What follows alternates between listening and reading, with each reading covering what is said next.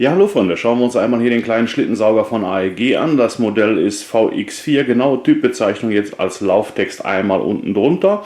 Ja, wir machen natürlich wie immer bei mir Praxis, den Schmutz, da arbeite ich später nochmal ein, machen wir dann zusammen. Sprechen wir erstmal über das Gerät. Ich habe es absichtlich nicht zusammengebaut, damit wir gleich mal am Videotisch, und zwar exakt da, uns die einzelnen Teile anschauen können.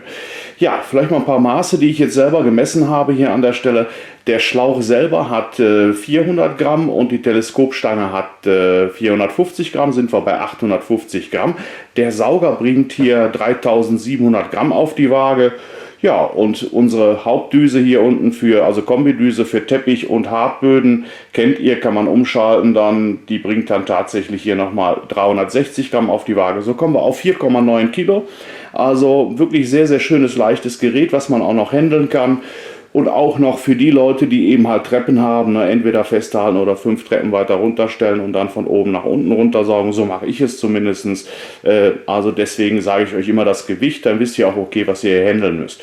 So, die Kabellänge ist 4,60 Meter. Heutzutage wird hier immer nur so ein Aktionsradius angegeben. Ne? Der setzt sich natürlich immer zusammen aus der Kabellänge und entsprechend hier aus dem Teleskoprohr und dem Schlauch. So, das wird angegeben mit 7 Metern. Wir haben 4,60 Meter und zwar bis zur roten Markierung. Ihr seht, erst kommt diese gelbe Markierung, dann kommt die rote Markierung und danach sind es immer noch 25 Zentimeter, wer da an die Belastungsgrenze gehen wird. In dem Fall habe ich es auch mal so ausgefahren gelassen, um einfach mal zu schauen, okay, wie läuft der Kabelzug? Und das läuft sehr, sehr gut an der Stelle. Ja, dann fangen wir mal mit unserer Kombidüse an, mit unserer Hauptdüse hier an der Stelle. Und ihr seht also Flexibilität an der Stelle, völlig gegeben. Ja, einmal rundum. Das Ganze ist hier mittels ein Ziehharmonikarohr einmal hier entsprechend gefedert. Ist wesentlich besser, die Methode so zu machen, als eben halt über eine Feder. Solche Federn springen mal raus und ja, dann hat man das Problem. Also hier nochmal so eine Art Ziehharmonikarohr. Passt. So, von der Unterseite her, das ist ja natürlich jetzt hier die Einstellung einmal Teppich, heißt also ohne die Bürsten raus, ne? Und dann hier gibt es dann eben halt zum Vlies das Übliche. So, wenn wir jetzt einmal hier unsere Geschichte eben halt auf harte Böden einstellen und dann seht ihr hier vorne, dass wir dann eben halt die Bürsten raus haben. Das ist halt natürlich halt die Geschichte, weil ihr dann nicht hier mit dem Plastik über eure Parkett, Laminatböden etc. schrappen soll. Ne? Das würde zum einen dazu führen, dass eben halt die Düse hier irgendwann rau wird und das Ganze dann ja noch mehr Kratzer hinterlässt und natürlich auch von Anfang an Kratzer entstehen können.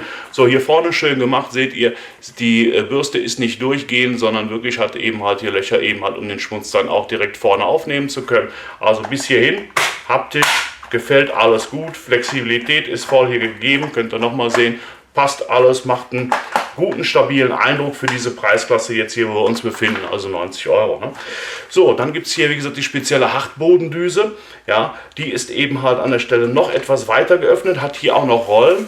Ja, und ich habe den Eindruck, dass das auch die bessere Alternative ist. Zum einen nach hinten, ihr seht hier, ist das ein bisschen flexibler. Wer also tatsächlich nur noch harte Böden hat, sollte hier drauf zurückgreifen.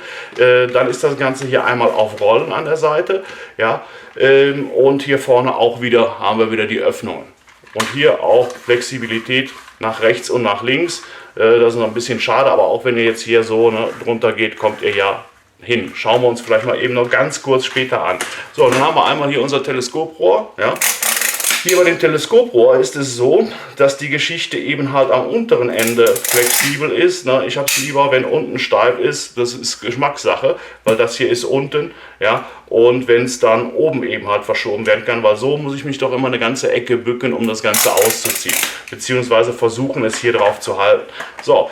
Die ganze Geschichte hier wird nur gesteckt, das heißt also, es gibt hier keine Arretierungsknöpfe, die ihr sonst kennt, ne, die dann wieder rausspringen, wenn dann hier dann an ins Loch genau kommt, ist hier an der Stelle nicht, ja, aber in aller Regel reicht dieses Stecken hier völlig aus, weil wir hier Plastikteile haben und hier eben halt Metall, deswegen hält es auch sehr, sehr gut, das ist dieses Thema, man kann es also wirklich gut reinstecken. So, nur gesteckt, hat aber auch immer einen kleinen Vorteil, und zwar, wenn ihr jetzt hier wiederum unseren Schlauch nehmt, ne, dann ist hier wirklich einmal nur gesteckt und auch hier oben hat man noch wieder ein bisschen eine Plastikumrandung gebaut. So, und dann seht ihr hier, kann man das wirklich sehr, sehr stark reinbringen, wenn man das denn so möchte. Hat natürlich auch nachher wieder den Nachteil, dass ihr das wieder kräftig rausziehen müsst. So, der Vorteil ist hier, ihr seht also, dass man es einfach nur einstecken braucht und dann natürlich auch, wenn man es nicht so gewaltmäßig reinpackt wie ich, auch schnell wieder abziehen kann und hier jetzt wirklich nochmal ein Handteil zur Verfügung hat. Das Zubehör werdet ihr gleich sehen, ist im Schlitten schon integriert. Ja, dann sprechen wir über unseren kleinen kompakten Sauger. Die Rollen ist mir direkt von Anfang an aufgefallen, könnten etwas besser laufen. Ihr seht das hier, also da läuft nicht allzu viel. Auch wenn ich hier jetzt mal einen starken Stoß gebe, das ist Geschmackssache. Der eine sagt, okay, ist mir so lieber, der andere so.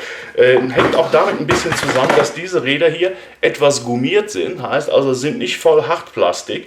Hat natürlich die Bewandtnis, es ist leiser beim Ziehen, gerade bei harten Böden. Ja, das ist der große Vorteil an dieser etwas Gummierung. Aber es läuft auch etwas schneller als die Hartplastikrollen, also etwas schlechter. So, hier seht ihr eben halt diese Arretierung für unsere Düse, wenn ihr es dann hochkant hinstellen wollt. Für eine seitliche Aufstellung gibt es hier auch die Geschichte. Heißt also, der eine hat es lieber so, der andere lieber so. Für mich ist die Hochkant-Variante immer die bessere. Man erlebt aber immer wieder, dass Sauger tatsächlich dann nur hier eben halt eine Arretierung haben und dann habe ich sehr viel Platz weg. Und gerade bei so einem kleinen kompakten Gerät sollte es möglich sein. Haben wir hier. So, dann hier das vordere Gelenk, das ist natürlich extrem flexibel, aber es nützt ja nichts, wenn es hinten die Räder nicht ganz so gut laufen. Kann aber auch eine Ausnahme sein, jetzt hier bei meinem Modell, ich weiß es nicht. Okay, dann schauen wir direkt einmal hinten nach dem Filter, bevor wir es dann öffnen. Und zwar gibt es natürlich immer hier den vorderen Filter, den Motorfilter und hier hinten den Auslassfilter. So, und hier die Geschichte ist also wie immer üblich, könnt ihr rausnehmen, könnt ihr auch unter Wasser. Ich sage immer möglichst wenig und so selten wie möglich, weil dieses Wasser natürlich sich dann wieder mit den Staubpartikeln eben halt verbindet und dann irgendwann auch dazu führen kann, dass sich das dann eigentlich mehr verstopft als nötig. Ich sage immer, die beste Methode ist runter an die Mülltonne, nicht im Hause und dann klopfen, was das Zeug hält. Ja, das ist also meine Lieblingsmethode zu dem Thema. Schauen wir mal haptisch, wie wir es hier reinkriegen. Also das passt hier rein. Vom Wechsel her habt ihr gesehen, funktioniert flott. Ja, ich hoffe immer, wie immer, ich rede nicht so schnell, aber besser ist eben halt, ich rede etwas schneller, dann sind wir auch an der Stelle eben halt mit dem Video etwas schneller durch. Ihr seht, das noch dazu, ich muss mal gerade eben schauen, wo ich die Düse hingebracht habe, und zwar habt ihr hier oben schon gesehen, gibt es keinen Luftauslass. Heißt also, normal üblich kann man ja sehr viel eben halt regulieren, die Saugstärke über den Luftauslass hier oben. Ob das dann immer so sinnvoll ist, weiß ich nicht, weil natürlich hier wird angesaugt, und wenn wir hier wieder einen Luftauslass haben, kommt ja hier schon wieder irgendwo Luft und Staub raus. Man sieht den Staub an für sich nicht, auch bei den gängigen Modellen, die alle diesen Luftauslass haben, aber Pro und Contra, ich sag's euch immer, aber es ist ein Nachteil, dass es auch nicht da ist, zumindest nicht optional. Man muss es ja nicht nutzen, aber es ist nicht da. Deswegen hier die Saugeinstellung nur über den Sauger zu machen. Und das hat natürlich dann auch wieder so einen kleinen haptischen Nachteil, also beim Handling, dass ich dann hierher gehen muss und während des Saugens das eventuell dann hier drüber einstellen kann. Wobei ich habe Badezimmerteppich, Schmutzfangmatte, die ihr gerade gesehen habt, noch eine Schmutzfangmatte und eben halt meine Treppenstufen, hier die Schutzmatten für die Treppenstufen, Stufenmatten. So. Da muss man natürlich hier Wunsch einstellen. Heißt also, ich muss mich wieder bis nach unten hin bücken und das ist rückentechnisch nicht unbedingt immer so die Empfehlung. So, schauen wir einmal hier rein, weil das ist wirklich gut gemacht, das hat mir gut gefallen. Dass hier eben halt Polsterdüse und so weiter und hier Fugendüse wirklich hier schon einmal komplett drin liegen, ja, sind also hier im Lieferumfang enthalten. Und wenn ich das hier richtig deute, dann ist hier das ein Indikator, den ihr hier oben sehen könnt für den Staubsaugerbeutel, dass ich eben halt diese Geschichte, diese Feder immer weiter nach vorne schiebe, wenn der Beutel unten dagegen drückt und dann seht ihr nachher irgendwann hier auch hier diesen roten Marker dann hier in diesem Fenster. So ist gut gemacht, braucht man also nicht dann ständig reingucken, okay, ist da jetzt das Ganze voll oder nicht voll. So, was ich auch noch nicht kannte, was hier neu ist, ist die Geschichte, ihr habt also hier eine Fugendüse, die ist natürlich dann hier vorne, es gibt immer so Erfindungen, die sind gut, aber nicht richtig gut gemacht, weil wir es dann hier vorne so offen haben. Ihr seht das, Also es schließt nicht wirklich richtig gut als Fugendüse, aber wenn wir in die Fuge reingehen, natürlich irgendwo in die Couch und so weiter, ja, Dann ja, gehen wir jetzt zum Beispiel im Auto irgendwo in so eine Ecke, dann hat man hier schon wieder so eine Öffnung, wo das vieles natürlich dann nicht mitgenommen wird vom Druck her. Ne? Aber was ich euch zeigen wollte, ist die Geschichte hier. Ihr habt dann hier eben halt diese Spezialdüse eben halt, um damit über empfindliche Geschichten zu gehen, ne? Polsterdüse, wie auch immer ihr das jetzt hier bezeichnen wollt. Ich kenne die genaue Bezeichnung bis heute noch nicht, aber auch das hier, hört ihr es? Also es gibt ja wirklich Teile, die sind hier wirklich oben komplett einmal mit Vlies drauf, wo man auch wirklich dann den Bildschirm und den Fernseher mitmachen kann. Hier, Leute, könnt ihr völlig vergessen. Also der Nutzen nicht so richtig da. Gut gedacht, schlecht gemacht. So, dann hier an der Stelle. Einmal unsere Polsterdüse, die ist schön weich. Ja, könnt ihr auch nehmen fürs Auto, für die Lüftungen und so weiter und so fort, um dazwischen zu gehen und dann den Schmutz nochmal mitzunehmen. Und was gut gefällt hier an der Stelle ist, dass diese Borsten sehr lang sind und dass sie weich sind. Ja, oft sind die eben halt so kurz und wenn ich dann solche gerade beschriebene Sachen wie die Lüftungsschlitze eben halt Auto, ne, von der Autolüftung, dann ja, kommt man da so oft nicht rein. So, haptisch muss man hier mal schauen, okay, wie wird es reingelegt? Schließt es? Ja, schließt ordentlich. So. Dann schauen wir einmal vorne rein. Trara. Und zwar halte ich euch am besten so. Und zwar habe ich hier schon mal einen kleinen Zettel für mich als Notiz reingelegt, damit ich euch nicht vergesse, ein paar Dinge zu sagen, was die Staubsaugerbeutel anbelangt. So, zu den Filtern habe ich nicht geguckt, da müsst ihr selber recherchieren. Wenn ich noch dran denke, recherchiere ich es noch, setze ich es euch auch noch mit rein. Dann habt ihr da die Preise dann auch noch. Okay. Dann hier einmal, wie gesagt, unser Beutel, der hier eben halt reingeschoben wird und der Beutel hat auch wieder noch eine Besonderheit und zwar, wenn ihr das hier hochzieht, habt ihr es dann halbwegs dicht, ja, und könnt dann damit eben halt durchs Auslaufen und sagen, hallo, da verstaube ich jetzt nicht wieder alles. Aber das sind für mich so Sachen, wo ich sage, Leute, sehe ich nicht, ne? Völlig überflüssig, das Ding nehme ich raus und bringe ich vorsichtig zur Mülltonne. Damit gehe ich ja nicht rum und tanze Lambada. So. Hier die Geschichte, haptisch, das könnt ihr sehen, ja, relativ einfach zu lösen, weil wir wirklich hier dann einmal nur diese Schiene wieder reinbringen müssen. Also das gefällt wieder gut, ja, ist aber auch jetzt eigentlich seit Jahren so üblich, das so zu machen. Früher ist man hergegangen, musste hier vorne immer irgendwo was reinfummeln, da kam hier so ein Stück Rohr rein. Jeder von euch, der so ein paar Jahre länger schon lebt, so wie ich, der wird das noch wissen. Das hier gefällt gut. So, dann können wir den Beutel einmal rausnehmen und dann seht ihr, dass wir hier an der Stelle auch noch einen Filter verbaut haben. Das ist so ein reiner Fließfilter, ja, könnt ihr sehen, also es ist wirklich nur Vlies von der Struktur her. Ne? Da kann man sich natürlich auch selber mal was einfallen lassen in Richtung Vlies kaufen. Das gibt es auch zum Beispiel für Dunstabzugshauben und so weiter und so fort. Die sind aber dann meistens etwas dicker. Aber sowas, wenn ihr ein bisschen kreativ seid, bekommt ihr auch ohne dann teures Originalzubehör zu kaufen, dann auch so und könnt es dann zurechtschneiden, dass man nur an der Stelle, auch hier heißt es ja, lauwarmes Wasser, 30 Grad drüber laufen lassen, 24 Stunden trocknen, geht. Dann ist aber die Empfehlung, immer nach 5 geleerten Beuteln das Ding hier einmal auszutauschen. Ja? Auch da schaue ich noch mal rein, ob ich es finde und würde es euch dann irgendwo mit in die Beschreibung mit reinsetzen. Ja, so. Jetzt schauen wir mal, ob wir jetzt hier an der Stelle noch richtig sind, ob wir den Beutel jetzt auch noch mal hier komplett einlegen können oder ob ich das hier nicht mehr hinbekomme. Doch, bekommen wir hin. So, und dann ist ja auch die Frage, okay, wenn wir das Ganze hier jetzt runterbringen, ist das dann richtig drauf, ja oder nein? Ja, das passt also, das ist super gehandelt mit dem Beutel. Ja, vielleicht noch eben was ganz kurz zu dem Thema Staubsaugerbeutel. Ne?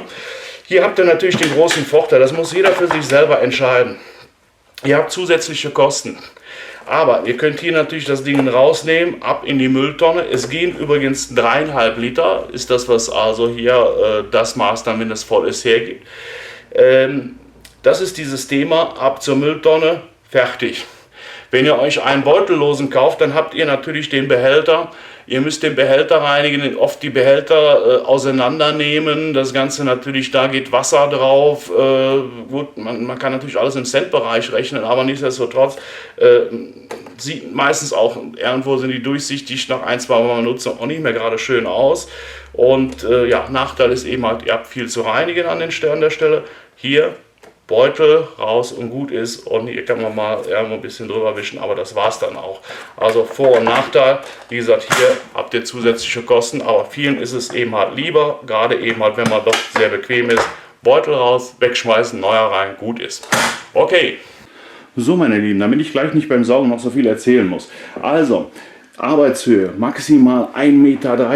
Ich bin 1,88 m. Ne? Das ist schon hier zu hoch für mich. Ich stelle das gleich mal noch auf die halbe Stufe mindestens noch runter. Also bis hier Mitte Griff, ne, habt ihr 1,30 Meter tatsächlich. Ja, ich habe mal hier unseren Staub so weit wie möglich eingearbeitet hier mit dem Fuß, dass es wirklich auch drin ist. Und das hier ist eine Schmutzfangmatte, das sagt das Wort schon. Ne? Schmutz und Fangen, die Hundehaare und so weiter sind da wieder wie Widerhaken also drin. So, dann habe ich natürlich auch mal Untersessel, Stuhl, also hier Tisch, ne? Da Stuhl, da Sessel natürlich, entsprechend was untergebracht. Hier natürlich immer wieder ein beliebtes Thema, ne? Wie gut werden die Seiten mitgenommen? Auch da habe ich natürlich das positioniert fast schon unter die Fußleiste gepackt. Ja, hier das Ganze ist sehr, sehr schwierig, hat eine raue Oberflächenstruktur. Ihr seht das vielleicht hier, dass sich da auch der Schmutz, ne, Hundehaare und so weiter immer gerne drin verfängt. Auch das habe ich gemacht hier. So, ja Freunde, dann würde ich einfach sagen, legen wir gemeinsam los an der Stelle und machen wir mal ein bisschen.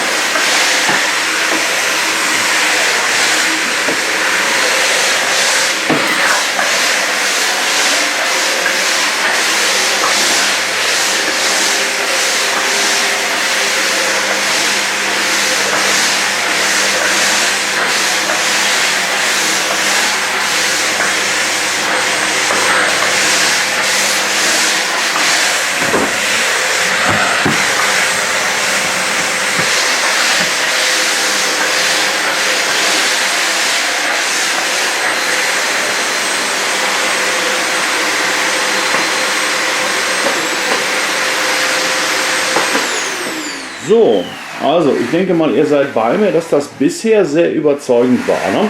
Flexibilität nochmal, die ist absolut da. Ja, ihr seht also, die Düse steht wirklich auf dem Boden, auch wenn ich jetzt hier entsprechend bewege und hier runter gehe, könnt ihr sehen, sie klebt nach wie vor am Boden. So, ich schaue mal gerade, auf welcher Stufe wir denn hier waren. So, wir waren hier also irgendwas um 2/3. Ne? Das heißt, wir hätten noch Potenzial nach oben hin, brauche ich aber jetzt hier für den Boden wirklich nicht. Ne? Wir stellen es jetzt noch mal wirklich ein bisschen runter und gehen mal hier wirklich auf die halbe Leistung und schauen dann noch mal. Okay, dann legen wir direkt weiter zusammen los.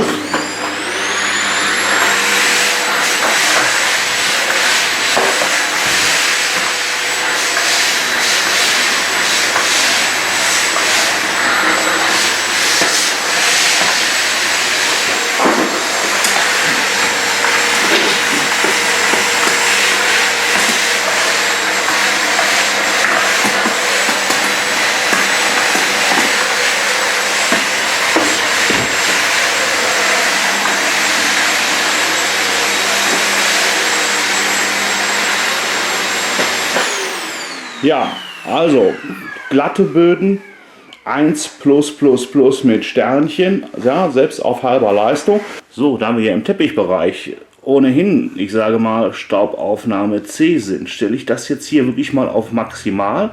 Ich habe da unten eine Anti-Rutschmatte, könnt ihr da sehen, das rote drunter gelegt. Ne?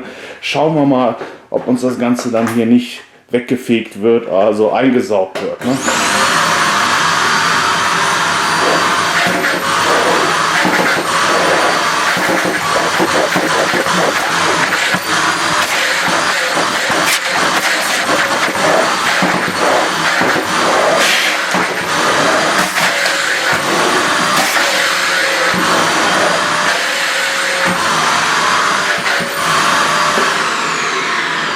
So, also normalerweise würde das Ding wegen dem glatten Boden unten drunter jetzt hier hin und her rutschen, ne, weil auch unten drunter Staub ist natürlich, liegt bei uns sonst unten im Flur.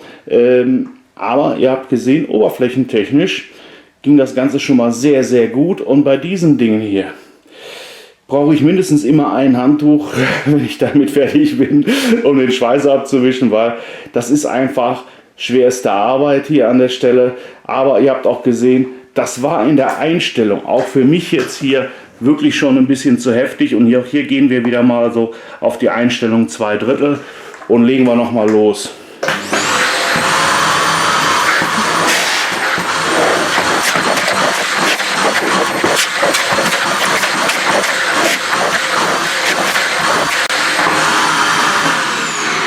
So, ich mache das hier jetzt nochmal aus, und zwar aus dem Grunde, weil ich hatte den vorher auch nicht unten aus dem Flur weggenommen und vorher nicht abgesaugt. Und dann ist es immer wirklich so, ich weiß nicht, ob wir hier hinten noch, genau, ich fahre euch mal ein bisschen näher ran, noch ein bisschen anderes Licht an. Dann könnt ihr eventuell hier sehen, ne, dass sich die Hundehaare hier wirklich immer drin verfangen. Und das sieht sich hier an der Stelle, wo wir jetzt Gas gegeben haben und drüber gesaugt haben. Also deswegen habe ich jetzt nochmal eine zusätzliche Videoleuchte oben angemacht. Sieht sich sehr, sehr gut an. Okay. So, bevor ich jetzt noch einmal in diese Richtung saugen werde, nochmal hier zu dem Wagen, wenn man ihn denn in Benutzung hat. Ja, dann seht ihr hier, läuft der also wirklich sehr, sehr gut mit. Ich mache es mal gerade eben. Ne? Also das ist dann keine Anstrengung mehr. War vielleicht auch eine kleine Fehlinterpretation von meiner Seite aus am Tisch. Okay.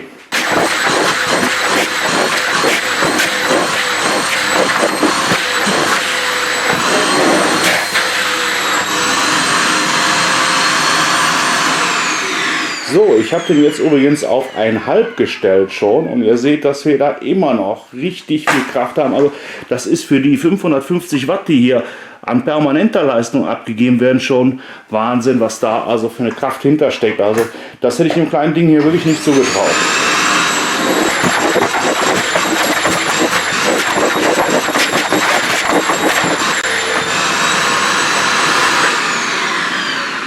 Ja Leute, das soll es gewesen sein hier an der Stelle. Wir schauen uns jetzt einmal den Beutel an, auch in puncto Feinstaub. Was haben wir da tatsächlich jetzt hier rausgeholt? So, zumindest eine kleine Szene in puncto jetzt Hartbodendüse wollte ich euch vorher noch eben bringen. Deswegen habe ich es nochmal gewechselt.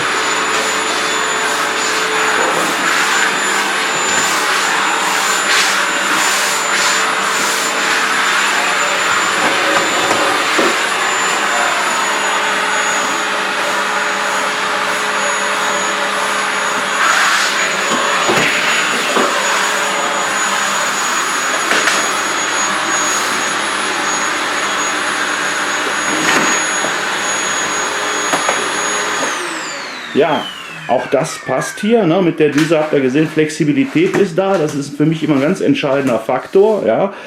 Macht das Leben wesentlich einfacher. Die Düse hier ist natürlich wesentlich leichter, daher fällt auch eben halt das Saugen wesentlich leichter, könnt ihr euch ein bisschen auch vorstellen vielleicht, ne? Und wir waren hier unten gerade mal im ersten Drittel, also und auch da hat er die Partikel, die jetzt hier mitzunehmen waren, auch alle mitgenommen, ja, also das passt auch. Ja Freunde, dann schauen wir einfach mal jetzt hier an der Stelle direkt nach unserem Staubsaugerbeutel, nehmen ihn mal raus und dann schneiden wir ihn mal auf und schauen auch wirklich nochmal hier die Konsistenz des Beutels und was wir hier tatsächlich so an Feinstaub und so weiter mitgenommen haben. Ne? Ja, hier wird natürlich jetzt am Anfang beim ersten Saugen, klar, da bleibt natürlich auch noch viel am Rohr hängen und so weiter und so fort, ne? Bis das dann einmal richtig, ich sage mal, verschmutzt ist und durchgängig ist, wie auch immer. So. Wir machen es einmal etwas unappetitliche Geschichte, ich weiß. So, ihr seht schon, dass vieles hier am Beutel hängen bleibt, weil diese Beutel sind so konstruiert eben halt auch nochmal wie ein zusätzlicher Filter. Ne? Das ist ja dieses Thema, dass hier dann wirklich nur noch aus diesen kleinen Löchern im zweiten Filter, also die sind doppellagig, innen ein Filter plus eben halt hier außen nochmal dann eben halt der Filter. Ihr könnt das ganz gut sehen. Ne?